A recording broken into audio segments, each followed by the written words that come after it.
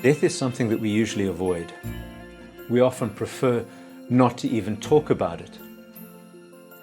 But what if, instead of seeking to avoid death, we became more intentional about engaging with death? I'm not talking about literally trying to end our lives, but if death is inevitable, and if it is an integral part of the process of life, death, and rebirth, then perhaps there's something to be said for befriending death. That's what we'll be talking about today.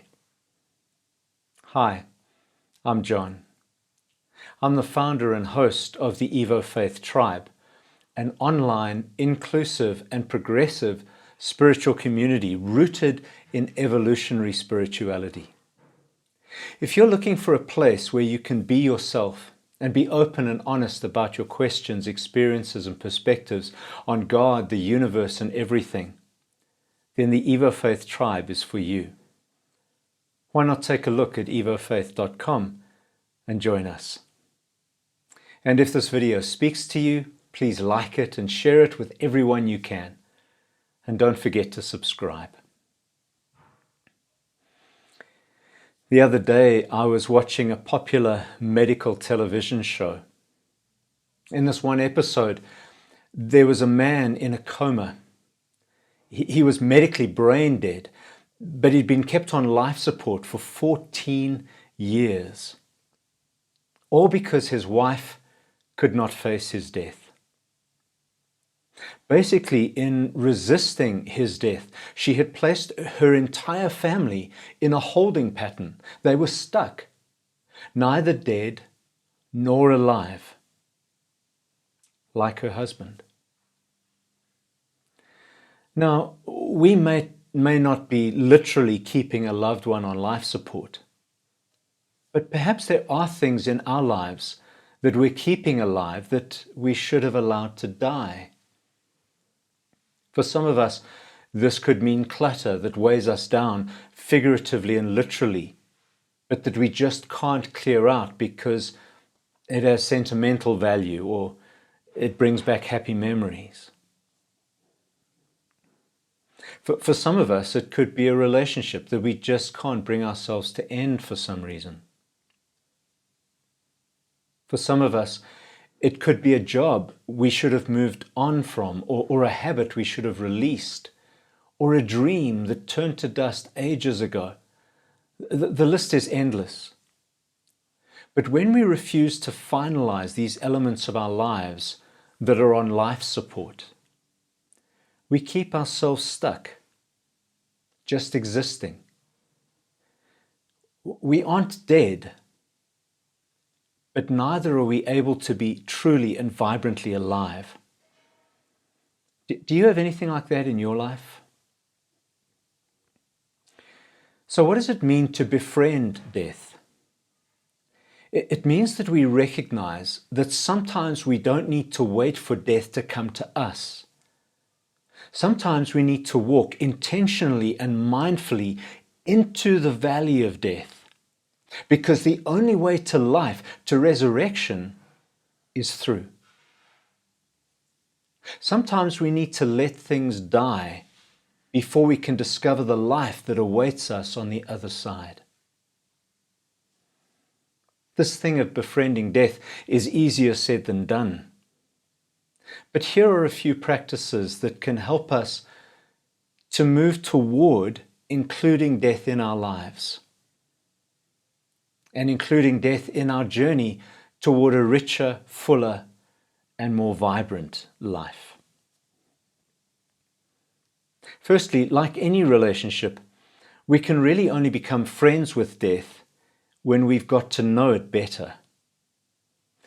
And that really means getting to know what our relationship with death is now and why it's like that.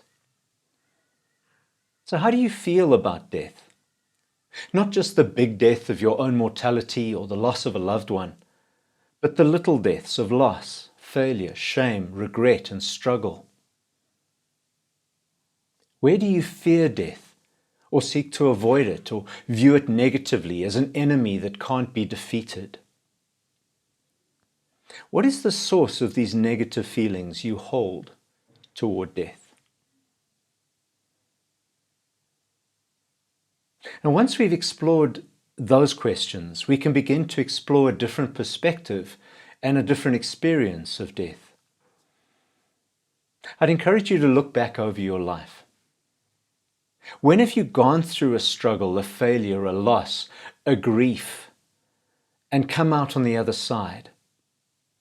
Have any of those experiences led you to an even richer and fuller life beyond the little death? When you consider those experiences, can you begin to see that death has actually been your friend? Can you find gratitude and hope in your experience of death? And does that help to shift your feelings a little? And then finally, can you experiment with intentionally stepping into some smaller deaths before you tackle the big ones that you may need to deal with in the future? For example, what is a habit you'd like to break? Can you step into intentionally letting that habit die in some way? What is something small that you can throw away that is just cluttering up your life? Or maybe you can create a little bit of space, some stronger boundaries in a relationship that isn't helping you without actually ending the relationship right now. Those are just a few ideas. I'll leave it to you to think of the specifics. But when we begin to integrate an intentional process of letting go, of allowing things to die when it's appropriate, and of befriending death as part of the process of life, that can really set us free. We become less stressed. We don't have to be so afraid, and we don't have to avoid the necessary struggles that life throws at us. Obviously, we don't need to create unnecessary suffering for ourselves, but we can free ourselves from the additional stress of trying to avoid what is unavoidable.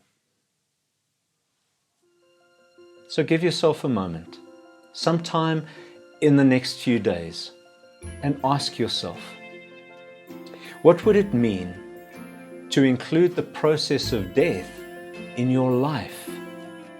To befriend death, to allow it to lead you little by little into a richer and more vibrant life. I hope I've given you something helpful to think about and to work with. And if I have, I'd be really grateful if you would like this video and share it with others. And subscribe so you don't miss the next installment in the series. Thank you so much for your time and for your attention. And I'll see you next time.